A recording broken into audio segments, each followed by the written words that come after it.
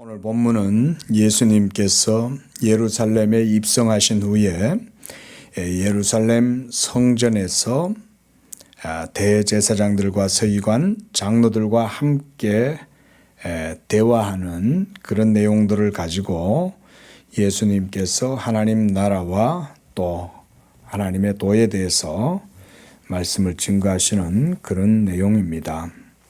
오늘 본문에서 보면 2절에 유대인들, 여기서는 대제사장, 그 다음 서기관들, 장로들이죠. 한마디로 유대 종교 사회의 지도자들입니다. 이들이 예수님께 나옵니다. 그리고 예수님께 질문합니다. 당신이 무슨 권위로 이런 일을 하는가? 또 이 권위를 준 이는 누구인가?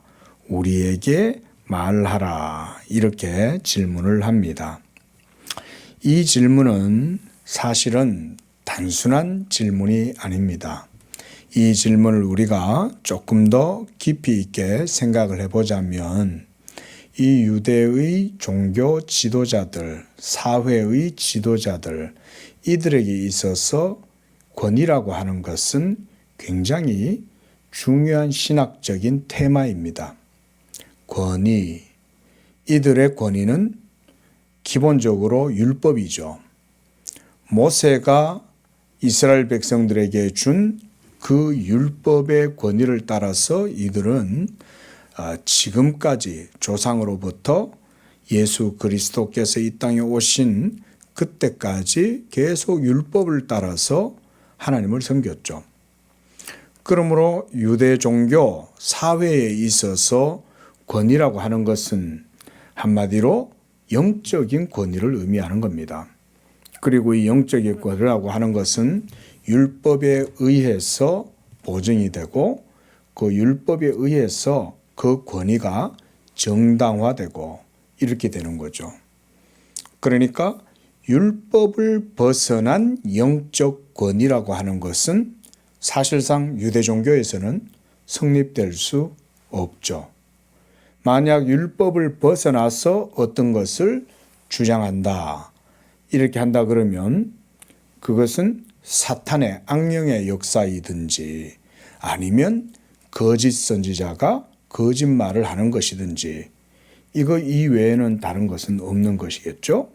그러니까 여기서 엑수시아, 권위라고 하는 이 논제를 이 유대의 종교 지도자들이 예수님께 나와서 질문한 것은 이것은 아주 이들에게 있어서 중요한 문제를 지금 제기하고 있다. 우리가 이렇게 생각을 할 수가 있습니다. 그래서 그들은 이렇게 질문을 합니다. 자, 2절에 보면 당신이 무슨 권위로 이런 일을 하는지 이 권위를 준 이가 누구인지 우리에게 말하라. 이렇게 지금 질문을 하고 있는 거죠. 그런데 자, 지금은 우리가 예수님의 사역의 시기에서 지금 거의 마지막 시기에 와 있죠. 예수님의 공생의 사역에 있어서 이제 클라이막스에 거의 도달한 바로 그때예요. 이렇게 예수님은 예루살렘을 입성했고 이제 이 예루살렘을 이제는 들어가서는 예수께서 드디어 잡히시는 그 유월절 때가 가까워 오면 예수님이 이제 십자가에 못 박혀 죽으실 날이 멀지 않은 바로 그때, 바로 그 어간에 지금 예수님이 이들과 만나서 대화를 하는 거예요. 그러니까 유대 종교 지도자들, 그 다음 백성과 사회의 여러 지도자들, 여기 보면 장로들도 있죠. 이 장로들은 그래 따지면 민회, 백성들의 대표들이잖아요. 자, 그러면 이들은 지금 공생의 기간 동안 3년 동안 예수님께서 행하신 무수한 기적과 무수한 가르침, 이런 복음에 대한 하나님 나라의 도를 다 들었겠죠. 이들은 예수님이 행하시는 그 모든 곳을 그들도 같이 따라다녔어요. 세리마태의 집에 가도 거기에 같이 앉아 있었고, 삭개오의 집에 가도 거기에 따라왔고, 예수님이 안식일 날 밀밭길 사이로 지나다니면서 제자들이 그 밀을 갖다가 딱 뜯어가지고 먹고 이럴 때도 그걸 보면서 비난하고, 항상 예수님 옆에 따라다녔던 사람들이 바로 이들이었어요. 근데도 그들은 지금 이 막중한, 그리고 이 클라이막스, 거의 이 엔딩에 속하는 이때 와서 이들은 지금 예수님께 마치 처음 질문하듯이 이렇게 질문하고 있는 거죠. 당신은 무슨 권위로 이런 일을 하는 것인지, 그리고 이 권위를 준 자는 누구인가, 이렇게 질문하고 있다 이거죠. 그러면 이렇게 생각을 해볼 수 있는 거예요. 자, 이 사람들이 그걸 몰라서 질문하는 것인가? 우리가 이렇게도 생각을 해볼 필요가 있습니다. 알면서, 그러나 인정하기 싫으니까, 그래서 모르는 척 이렇게 이제 질문하는 거죠. 그러니까 마음으로는 알고 있는 거예요. 그리고 예수님은 그들의 의도를 간파하셨어요. 그래서 3절에 예수님이 그들의 이런 애매모호한 질문에 대해서 이렇게 응수하시는 거죠. 그러면 나도 한 말을 너희에게 물으리니 너희가 내게 한번 말해봐라. 이러면서 예수님이 뭘 딱 응수를 하시냐면 바로 세례 요한, 마지막 선지자죠. 구약의 마지막 선지자였던 세례 요한을 그들에게 딱 얘기를 하면서 뭐라고 말씀하십니까? 요한의 베푼 이 세례가 하늘로부터냐 사람으로부터냐, 이렇게 예수님이 그들의 허점을 아시고 이렇게 응수하신 거예요. 자, 여러분, 요한의 세례는 어떤 세례입니까? 요한의 세례는 우리가 형식적으로는 요한이 요단강에서 물로 세례를 베푼 것이지만, 요한이 요단강에서 세례를 베풀었던 근본적인 목적, 의도가 있어요. 하나님께서 이 세례 요한을 요단강에 보내가지고 세례를 베풀게 한 것은 다름 아니라 하나님의 메시아 예수 그리스도를 공적으로 이제 사역의 현장과 이스라엘 가운데 나타내려고 그렇게 하신 거죠. 그게 세례 요한의, 하나님이 이 세례 요한을 택하시고 태어나게 하시고 그를 통해서 이루신 일이었어요. 그래서 세례 요한은 반짝 30세 동안 삶을 살다가 이 세상을 떠났지만, 하나님은 이 세례 요한을 통해서 예수 그리스도를 이스라엘 가운데 드러내는 그 역할을 그가 한 것입니다. 그런데 바로 이 세례 요한을 예수님이 그들에게 딱 제시하는 거죠. 보라, 나는 그의 신발끈을 매고 푸는 것도 감당할 수 없노라. 내 뒤에 나보다 더 크신 이가 오신다. 너희는 그를 믿어라.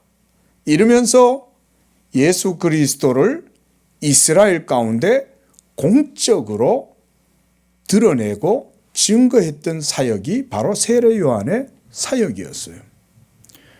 이 세례 요한이 당시 이스라엘 사람들한테 얼마나 큰 영향을 미쳤습니까?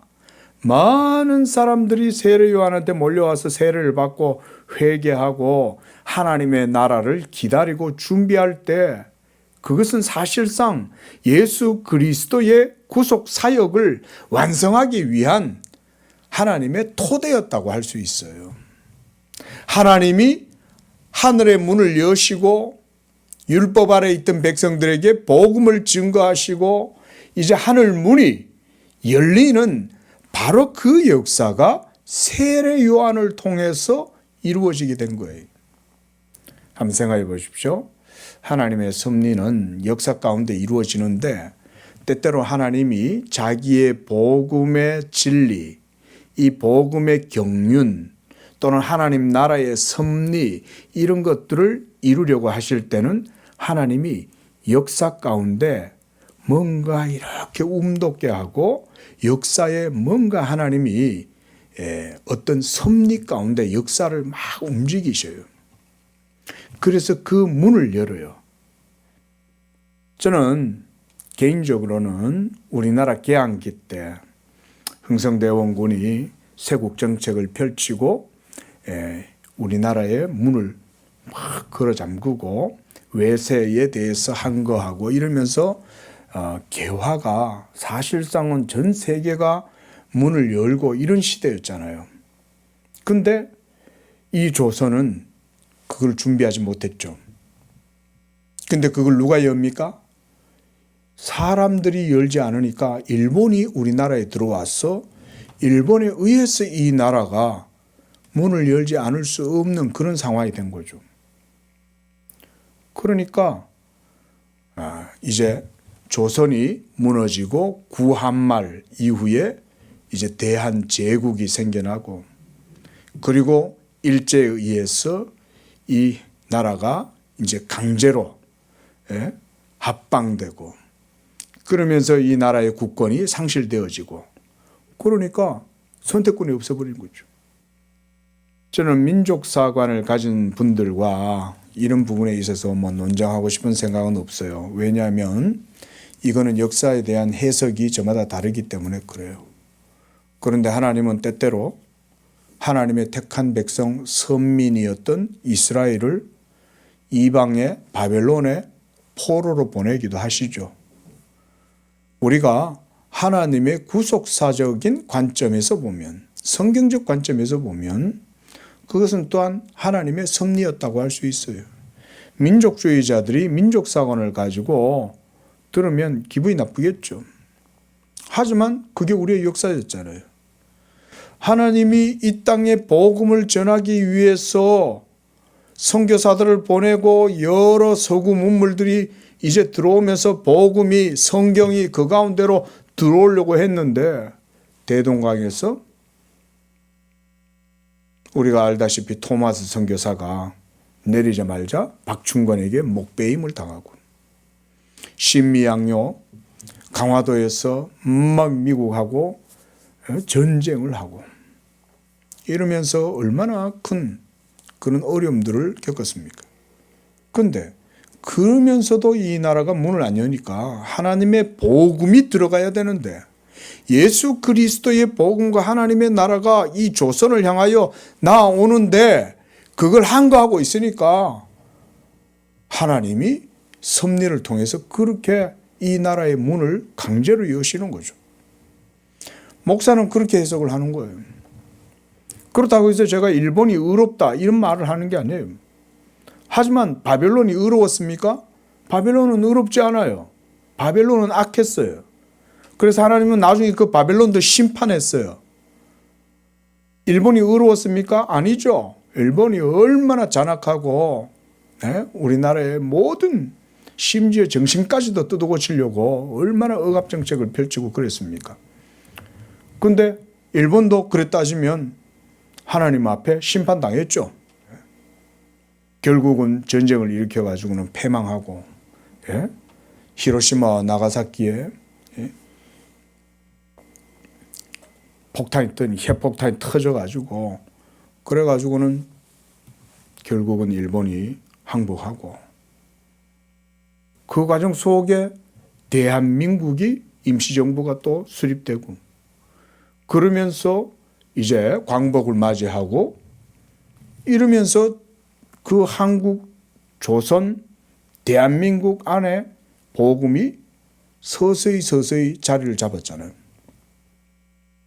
저는 개인적으로 그렇게 해석을 해요. 예수님 당시 때도 마찬가지입니다. 세례 요한의 사역은 바로 그런 의미가 있어요. 하나님 나라의 문을 여는 거예요. 그래서 하나님께서 예수 그리스도 위에 복을 주시고 예수 그리스도의 사역 위에 역사하시니까 많은 사람들이 세례 요한한테로 몰려드는 거예요. 센세이션을 일으키는 거죠. 예? 이 세례 요한은 말 그대로 굉장히 유명한 인사가 되었죠. 그런데 예수님이 그 동안에 3년 동안 수많은 역사들을 이루었잖아요. 근데도 그들은 지금 예수님의 권위를 의심하고 있는 거예요. 자, 그 정도 되면 여러분 예수님의 권위를 의심할 필요 없죠. 그리고 세례 요한이 증거했잖아요. 내 뒤에 나보다 더 큰 이가 오시는데 나는 그의 신발끈도 풀 수도 없고 맬 수도 없을 정도로 그분은 나보다 크신 분이다. 이러면서 바로 저 사람이다. 세례 요한이 예수 그리스도를 증거했잖아요. 그러면 그 예수님을 믿어야죠. 그리고 예수님을 통해서 얼마나 많은 표적 기사가 나타났습니까? 그리고 그들은 계속 3년 동안 예수님 따라다니면서 비난하고 책 잡으려고 꼬투리 잡으려고 하고 그걸 계속 봤다 이 말이에요. 그런데도 그들은 지금 예수님을 믿지 않고 있잖아요. 결국 이 2절에서 이 질문의 의도는 그들의 본심을 보여주는 거라고 할 수 있어요. 그게 뭘까요? 그들은 예수님을 알면서도 안 믿는 거예요. 예수님이 하나님의 사람이요 하나님의 그리스도다. 그리고 세례 요한이 그에 대해서 믿을 증거를 계속 선언하고 증거했는데도 그거를 믿지 않으니까 그러니까 예수님도 이렇게 질문을 하신 거예요. 그래, 나도 그럼 너희들한테 질문할게. 요한의 세례가 하늘로부터냐? 사람에게로부터 난 거냐? 예수님이 그들이 자기들의 속마음을 감추고 자기들의 불신을 감추고 마치 알면서도 모르는 것처럼 얘기를 하니까 예수님도 그들과 똑같은 방법으로 응수하시는 거죠. 그래, 나는 사실 너희들의 본심을 알아. 너희는 나를 믿지 않잖아. 그리고 나를 믿지 않는 이유도 나는 알아. 하지만 너희들은 나를 믿지 않는다고 말은 하지도 않고 하나님은 믿는다고 말은 하면서 너희가 마치 이 권위, 이 엑소시아, 이게 어디서 왔는지를 마치 너희가 모르는 것처럼 질문하는데 나는 알아. 이 말씀인 거죠. 그리고서는 세례 요한을 빗대어서 응수하신 거예요. 그랬더니 5절에 보세요. 그들이 서로 의논하여 이르되 만일 하늘로부터라 하면 어찌하여 예수를 그리스도로 믿지 아니하였느냐 할 것이고 만일 사람부터라고 하면 백성이 요한을 선지자로 인정하는데 그들이 우리를 다칠 것이 아니냐. 그러니까 이런 걸 보면 당시 세례 요한의 사역과 그 영향력이 얼마나 컸는지 우리가 짐작해 볼 수 있어요. 세례 요한이 낙타털 옷을 입고 지팡이를 쥐고 그래서 들에서 야인처럼 그렇게 삶을 살았지만 그는 강력한 하나님의 계시의 권위를 가지고 있었어요. 선지자로서의 권위를 가지고 있었어요. 그러니까 셀 수 없이 많은 사람들이 세례 요한한테 막 몰려가 가지고 세례를 받고 회개하고 이렇게 했단 말이죠. 그런데 그렇게 영향력이 컸던 세례 요한의 권위, 세례 요한의 권위는 하나님께로부터 왔잖아요. 근데 이들은 지금 세례 요한의 그 증거조차도 믿지 않고 있죠. 근데 이스라엘 백성들은 이 지도자들이 만약 세례 요한을 부정한다면 그들은 뭐라고 그러겠어요? 어찌하여 저 위대한 하나님의 예언자, 선지자인 세례 요한을 너희가 믿지 아니하느냐 라고 하면서 도리어 자기네들이 말 그대로 역공을 당할 이런 이제 정치적으로 굉장히 위기를 겪을 수 있는 그런 상황이 된 거예요. 그러니까 세례 요한의 이 영적 권위 이게 엄청났다는 것을 우리가 이런 걸 통해서 볼 수가 있는 거죠. 그러니까 이들의 대답은 뭡니까? 알지만 말하지를 않는 거예요. 자, 그러니까 이게 제가 말씀드렸듯이 그들이 예수님을 싫어하기 때문에 그런 거예요. 이게 바로 우리가 성경 속에서 당시 유대인들의 강팍함, 완악함, 하나님을 믿지 아니하고 외식하고 위선 가운데 사로잡혀 있는 그런 이들의 모습이 이렇게 드러나고 있다는 것을 볼 수 있는 거예요. 그래서 7절에서 그들은 어디로부터인지 우리가 모르겠다 이렇게 하는 거죠. 알면서 모르겠다라고 이렇게 하는 거예요, 지금. 그러니까 예수님도 그런 거예요. 그럼 나도 무슨 권위로 이런 일을 하는지 너희에게 나도 말하지 않겠다. 자, 예수님의 이들에 대한 적절한 응수, 사실 이것은 그 자체로 무의미한 건 아니에요. 예수님이 이렇게 하심으로써 그들이 말하지 아니하고 회피할 때 그 회피를 도리어 예수님도 동일한 방법으로 쓰심으로써 그들을 정죄하고 계시는 거예요. 너희들 모른다고? 아니, 알아. 알면서도 너희가 모른다고 하는 건 너희가 믿지 않기 때문이야. 그 얘기를 하고 있는 거예요. 여기에서 우리가 이런 의미들을 생각해 볼 수 있겠습니다. 그래서 바로 이런 유대인들에 대해서 예수님이 또 비유로 그들을 책망하시는 내용이 오늘 포도원 농부의 비유입니다. 이 내용은 마태복음에서도 나오고요, 마가복음에서도 볼 수 있지만 우리가 잠시 또 한번 간단하게라도 보도록 합니다. 자, 이 비유에서 포도원, 이것은 바로 그렇게 따지자면 구약의 가나안 땅 또는 언약의 지경, 어디입니까? 이스라엘이죠. 이스라엘. 거기를 얘기하는 거예요. 그래서 이 포도원 속에서 구약의 모든 언약의 역사가 거기에서 이루어졌지만 이 포도원 안에 포도원 주인은 하나님이시고, 그리고 농부들에게 새로 주고 타국에 가서 오래 있다가 때가 이름에 소출을 바치게 하려고 한 종을 농부들에게 보냈어요. 여기에서 한 종은 그렇게 따지자면 구약의 많은 선지자들을 얘기합니다. 그리고 농부들이 종을 때리고 거저 보내었어요. 그러니까 다시 다른 종을 또 보내니까 또 능욕하고 거저 보냈다. 그래서 세 번째 종을 보내니 이 종도 상하게 하고 내쫓았다.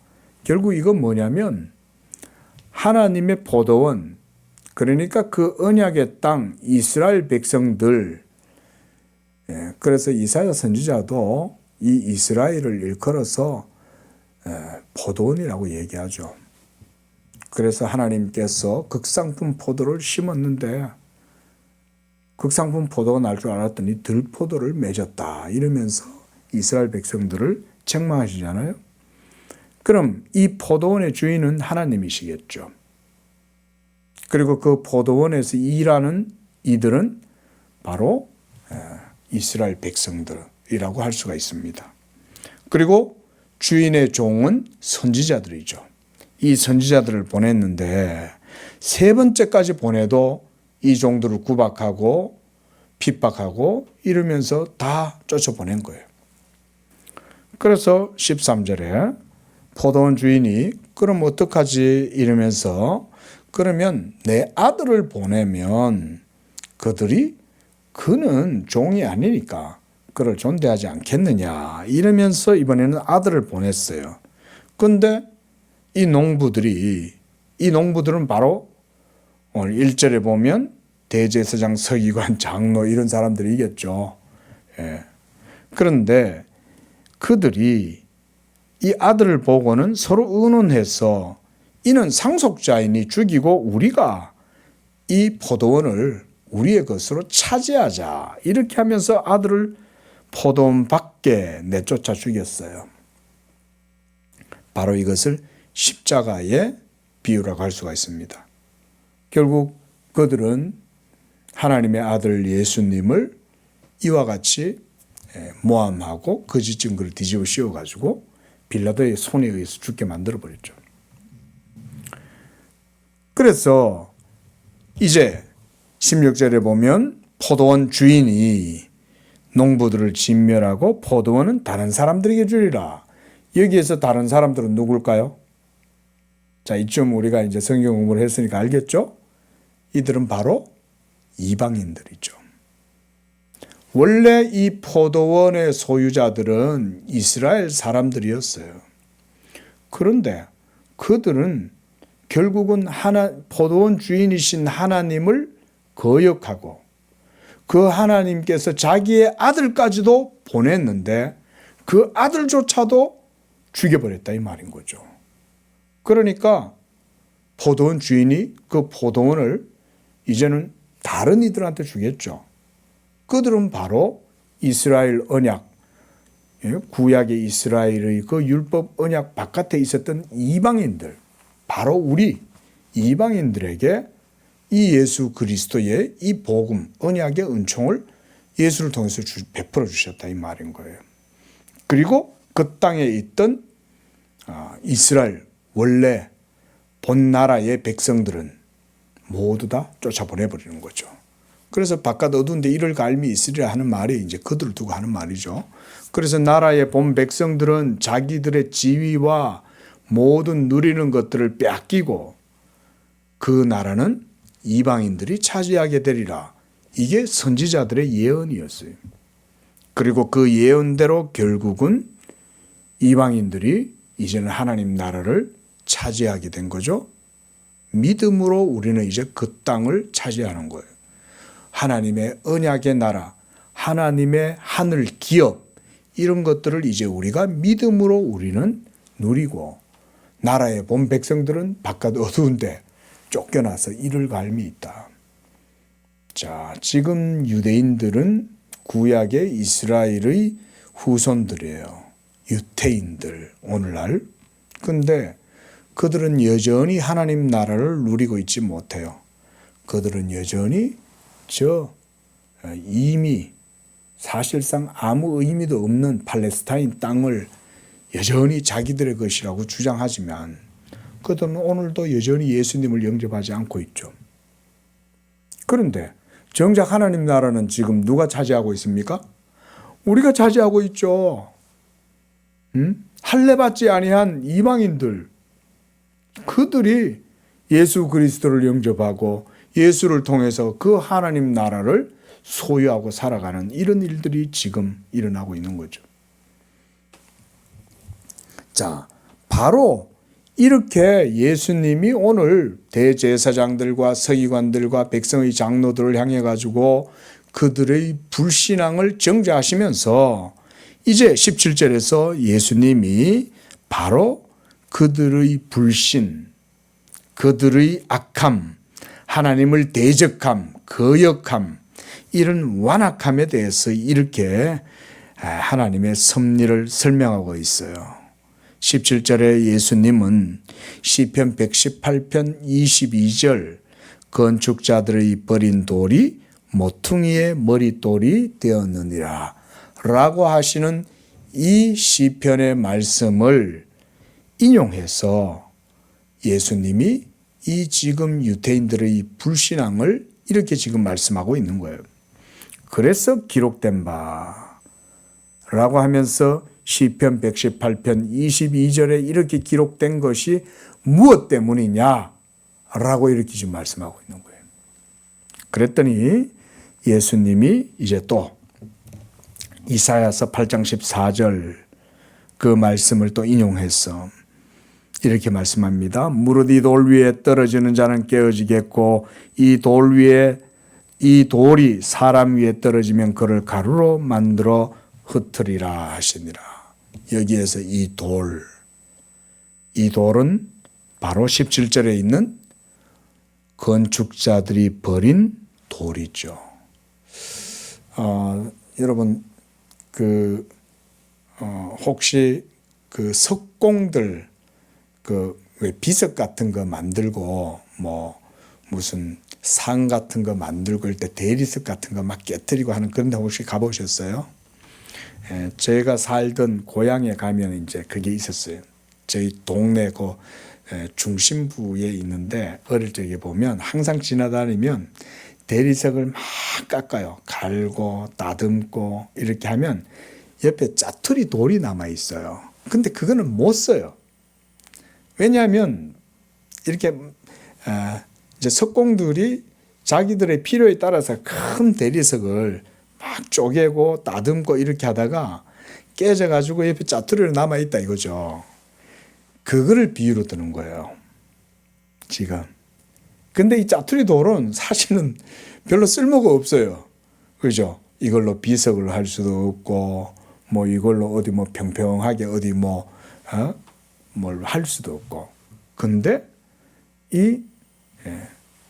뭐 어떻게 보면 되게 못났죠. 돌도 삐뚤삐뚤하게 생겼죠. 근데 이런 짜투리 돌을 모퉁이 돌로 쓴다 이 말인 거예요.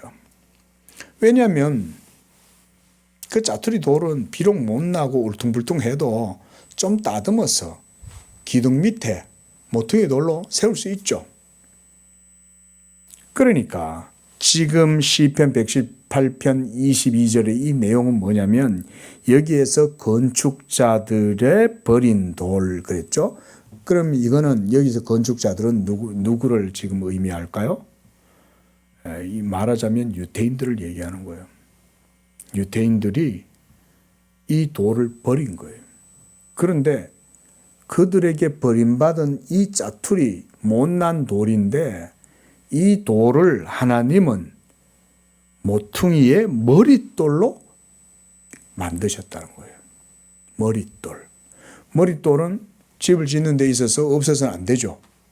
기둥을 세울 때 그 돌을 중심으로 해서 전체 건축의 어떤 지대를 다 평균을 거기다 다 맞추고 그걸 중심으로 전체 중심 건축이 이루어지도록 이렇게 하잖아요. 얼마나 중요합니까? 집에 반석의 토대가 되는 거죠. 굉장히 중요하죠. 집을 짓는 데 있어서. 그런데 사람들에게 버림받은 그 짜투리 돌을 하나님께서 자기의 교회를 세우고 자기의 집을 짓는데 머릿돌로 삼았다 이 말인 거예요. 그가 바로 예수님이다. 예수 그리스도는 바로 그 돌이다. 그 돌. 그런데 18절에서 바로 이 돌, 그 돌을 통해서 하나님께서 종말론적인 심판을 수행하실 때에 이 예수 그리스도라는 돌 위에 떨어지면 깨어지고 또 이 돌이 사람 위에 떨어지면 그를 가루로 만들어서 흩어버릴 것이다. 그래서 유대인들이 전부 다 흩어진 거예요. 결국 유대인들은 예수님을 십자가에 못 박았고 그를 버렸지만 하나님은 이 예수를 도리어 그들에게 버림받은 이 예수 그리스도의 돌을 하나님의 성전을 짓는 데 있어서 머릿돌로 삼으셨고 그리고 유대인들로 하여금 그 돌에 걸려서 이 종말론적 하나님의 심판을 당하게 되고 그래서 이 돌로 인해서 그들은 다 깨어지고 가루가 되어서 흩어져 버렸다. 실제로 예수님이 십자가에 못 박히고 죽으시고 구속사역을 다 완성하신 다음 결국 이 유대인들, 구약의 이스라엘은 역사 속에서 완전히 사라져 버렸죠. 그리고 이제 20세기 들어와서 겨우 이제 중동 전쟁을 하면서 어느 정도 차지한 것 같지만 지금도 어때요? 완전히 차지하지 못하죠. 지금 오늘도 계속 가자하고 전쟁을 벌이고 있잖아요. 그뿐입니까? 사실은 그 속에 예루살렘뿐만 아니라 그 이스라엘이라고 하는 것 자체도 제대로 회복되지도 못하고 정말 다들 그러고 있는 거잖아요. 예. 자, 오늘 본문은 그렇게 보면 이런 종말론적인 하나님의 경륜, 섭리를 보여주는 그런 본문이라고 할 수 있어요. 예수 그리스도를 그들이 영접지 아니하고 믿지 아니하므로 결국 그를 배척하고 이것은 그들이 하나님을 어떻게 생각하는가를 보여주는 거예요. 나를 영접하는 것은 나를 보내신 이를 영접하는 것이요. 나를 믿지 아니하는 것은 나를 보내신 이를 믿지 않는 것이다. 근데 이들은 지금 예수님을 믿지 않고 영접하지도 않고 그러면서 예수님을 죽이려고 계속 엿보고 있고 그런 악함 가운데 결국은 예수님이 이들의 모든 본심을 다 아시는 거예요. 너희가 나를 죽이려 하는도다. 예수님은 다 아시죠. 그러나 결국 그들이 예수님을 영접지 아니하고 예수님을 믿지 않았던 것은 사실은 이런 하나님의 구속 경륜 섭리 때문에 그런 거예요. 그들의 믿지 아니함으로 이방인 되었던 우리들이 오늘날 예수님을 믿게 된 거죠. 사도 바울이 그래서 로마서 9장에서 11장까지 보면 바로 이런 내용들에 대해서 얘기를 하고 있습니다. 하나님의 은밀한 복음의 경륜, 섭리. 그래서 유태인들 원 감람나무 가지들은 꺾이고 돌 감람나무 가지인 우리가 원 감람나무 가지에 접붙임을 받았다. 그들의 믿지 아니함으로 그들이 넘어짐으로 너희가 이렇게 세움을 받았고 하나님이 구원이 너희에게로 나아가게 되었다. 그러므로 하나님이 원 감람나무 가지도 아끼지 않고 꺾어버리셨는데 너희들이라고 오죽하겠냐 이러면서 사도 바울이 아주 종말론적인 경고를 하는 거죠. 오늘날 우리도 마찬가지입니다. 사도 바울의 말씀과 같이 우리도 이 예수 그리스도 하나님의 교회의 기초석 머릿돌 되시는 그 예수 그리스도를 믿지 아니하고 자기의 의를 의지하고 유대인들처럼 자기 열심을 따라서 하나님을 섬기려 하고 자기 행위의 의로 하나님을 섬기려고 하면 여기에 이 돌에 걸려 넘어져요. 그리고 그 돌이 결국은 그 사람 위에 떨어져 가지고 그도 박살이 날 수 있어요. 이게 종말론적인 하나님의 말씀인 거예요. 자, 말씀을 정리하면서요. 자, 이 바로 유태인들의 가장 큰 문제는 하나님의 보내신 자 예수 그리스도, 세례 요한을 먼저 보내서 예수님에 대해서 미리 다 증거하고 그의 영적 권위에까지도 다 증거했는데도 그들은 결국 믿지 않았어요. 그들의 믿지 아니함으로 하나님의 언약이 그들에게는 완전히 폐하여지고 이것이 이제 예레미야 선지자를 통해서 하나님이 예레미야서에서 예언하신 내용이죠. 예? 보라, 날이 이르리니 내가 너희 조상들과 맺은 언약과 같지 아니한 내가 너희들과 맺은 언약을 폐하고 내가 새로운 언약을 세우리라. 그 언약이 새롭게 이루어지기 위해서 유태인들은 옛 언약에서 폐하여진 거예요. 이 새 언약을 하나님이 얼마나 귀하게 여기셨으면 구약의 율법 언약 아래에 있던 이스라엘 백성들은 결국은 그들의 걸려 넘어질 돌에 걸려 넘어지게 된 거예요. 그리고 이제 이 복음은 새 언약을 이름으로 예수 그리스도를 믿음으로 말미암는 새 언약의 시대가 그들의 불순종을 통해서 열리게 된 거예요. 어떻게 보면 굉장히 아이러니하죠.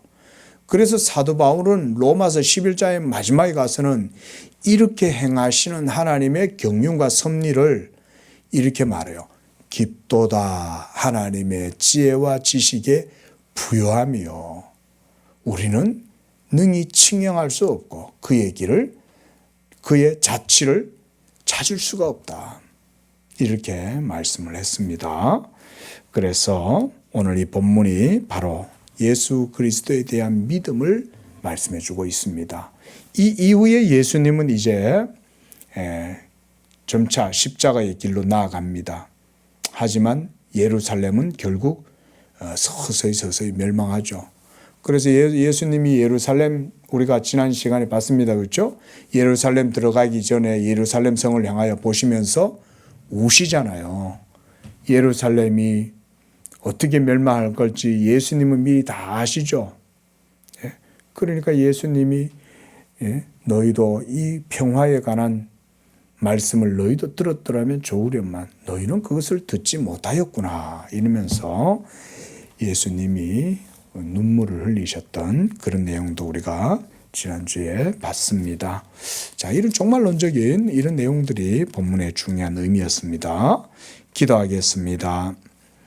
거룩하신 하나님 아버지, 지금도 하나님은 살아계시고 주권적으로 자기의 일을 행하시되 우리 사람이 능히 측량할 수 없을지라도 하나님께서 구약의 모든 선지자들을 통해서 또 율법을 통해서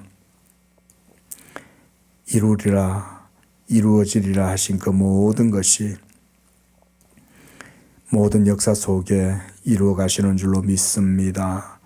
하나님의 아들 예수 그리스도가 율법을 따라서 왔음에도 불구하고 결국 구약 이스라엘 백성들은 그 얼굴에 가리워져 있는 그 베일을 벗지 못하고 가려져 있어서 예수님을 알아보지 못하고 결국 그들의 불신앙으로 인하여 그들의 언약 가운데에서 깨어지고 그래서 그들을 하나님께서 온 세계 가운데 흩어버리시고 이제는 예수 그리스도를 통해서 새로운 하나님의 언약과 하나님의 나라가 이루어지게 하시는 그런 것들을 우리가 오늘 말씀을 통해서 살펴봅니다.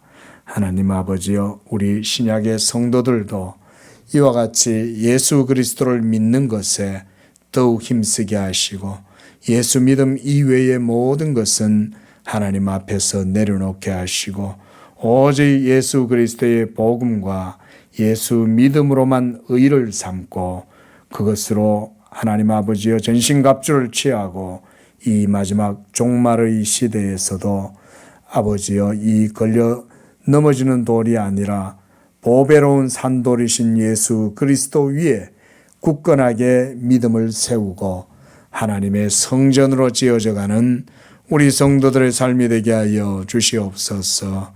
예수님의 이름으로 기도합니다. 아멘.